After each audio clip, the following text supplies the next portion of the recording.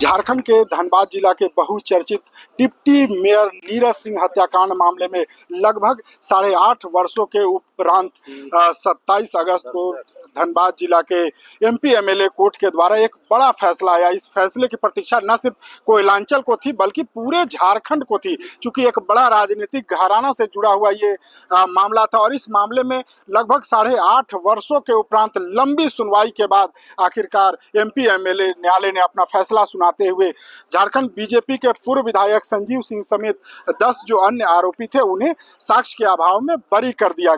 जैसे ही यह फैसला आया, इसके बाद कोयलांचल में अलग अलग की प्रतिक्रिया आ रही थी। इसी बीच आज झारखंड विधानसभा के मानसून सत्र के अंतिम दिन सदन की कार्रवाई में शामिल होने के लिए पहुंची पूर्व विधायक संजीव सिंह की पत्नी रागिनी सिंह ने जब उनसे मीडिया के कर्मियों के द्वारा पूछा गया तो उन्होंने साफ तौर पे कहा कि हमें न्यायालय पे भरोसा था, लेकिन उन अधिकारियों का क्या जिनके द्वारा एक बड़ी साजिश रची गई।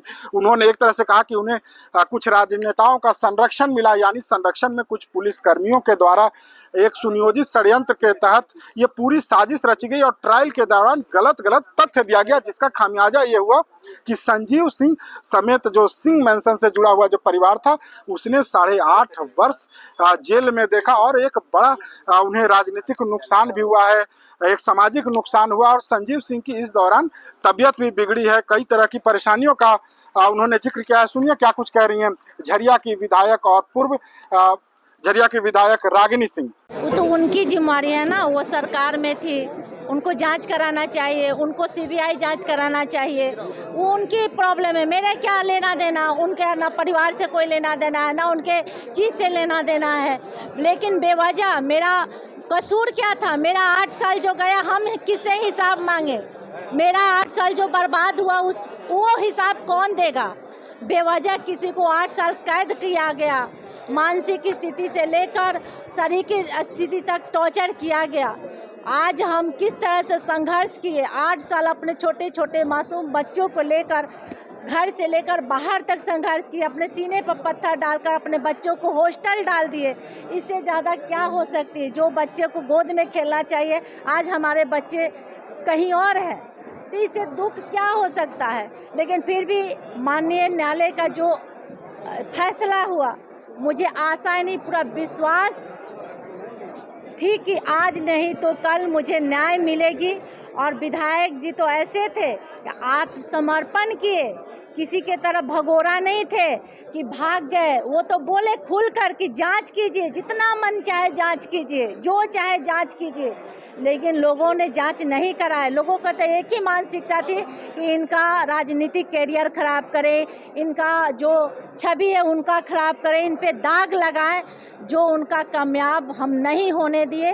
और घर के बाहर हम जब निकले थे, एक ही उद्देश्य से निकले कि जो साफ सुथरा छवि है उनको फिर से हम उसी तरह उसी रूप में हम घर वापस लाएंगे। आज मुझे खुशी हो रही है। प्रभु श्री राम भोलेनाथ सबका कृपा और आशीर्वाद और पूरे कोयलांचल की जनता का आशीर्वाद मेरे ऊपर रहा कि श्री राम जी का वनवास खत्म हुआ। हम तो यही माने, हम कभी जेल नहीं मान रहे हैं, क्योंकि जेल सुनकर भी हमको शर्म लग रहा है कि बेवजह कोई 8 साल कैसे रह सकता है।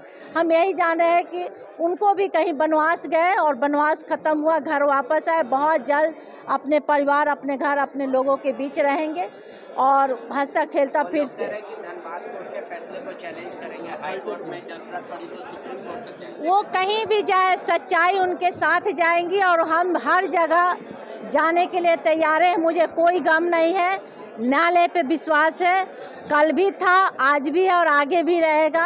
हमको कोई डर नहीं है, उनको डर है जो सरकार में रहते हुए ना सीबीआई जांच कराया, ना सत्ता में रहते हुए उन लोगों ने कभी कोर्ट में आया, ना कभी कुछ पक्ष रखा और झूठ का बुनियाद पे ये केस खड़ा था। शायद आपको पता नहीं है, इस केस के पूरा ब्यौरा पढ़ लीजिए। एक भी साक्ष्य नहीं है, पूरा बेल दिया गया, जो पूरा बाइज्जत बरी किया गया, उसमें आप पढ़ लीजिए कि एक भी ऐसा कुछ सबूत नहीं है। इन लोगों ने झूठ के बुनियाद पर, और जिन लोगों ने 8 साल का हम बदला लाएंगे, इसलिए कि मेरा जो 8 साल बर्बाद हुआ है, जिन अधिकारी जो अधिकारी इसमें सम्मिलित है विधायक जी को फंसाने में, षड्यंत्र करने में।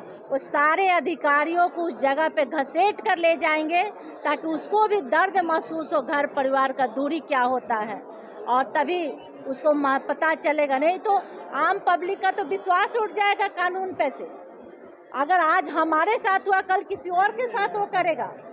इसके लिए कभी उसको बख्शेंगे नहीं। आज के बाद मेरा वही उद्देश्य, मेरा तो काम अब खत्म हो गया। अब मेरा एक ही काम रहेगा कि सारे अधिकारियों को उस जगह पे हम पहुंचाएंगे। तो आपने सुना, ये थी झरिया की विधायक रागिनी सिंह। उन्होंने स्पष्ट कहा कि उनके जो पति हैं पूर्व विधायक संजीव सिंह, लगभग 8.5 वर्षों तक वो जेल में रहे हैं। उन्हें तरह तरह की यातनाएं दी गई और इसके लिए उन्होंने न्यायालय का धन्यवाद दिया कि न्यायालय से उन्हें न्याय मिला है, भगवान का शुक्रिया अदा किया है। लेकिन ये भी सवाल उठाया कि उन पुलिसकर्मियों का क्या, उन अधिकारियों का क्या, उन जिनके द्वारा ये पूरी साजिश रची गई और गलत तथ्य दिया गया, जिसका खामियाजा पूरे उनके परिवार को झेलना पड़ा, संजीव सिंह को झेलना पड़ा। उनकी मानसिक यातनाएं हुई, शारीरिक यातनाएं हुई। वहीं दूसरे पक्ष के द्वारा ये कहा जा रहा है कि MP MLA कोर्ट का जो फैसला है उसके खिलाफ वो हाईकोर्ट में जाएंगे। इस पर उन्होंने कहा कि हाईकोर्ट हो या सुप्रीम कोर्ट, हमें न्याय मिलेगा, चूंकि हम सत्य के साथ है। और जो न्यायालय से जो फैसला है आया है वो कहीं ना कहीं संजीव सिंह के साथ पूरे परिवार के लिए सुकून देने वाला है। कोयलांचल के साथ अगर कहें तो पूरे झारखंड की नजरें न्यायालय पर टिकी हुई थी। फिलहाल TV9 के लिए रांची से मैं अशोक कुमार।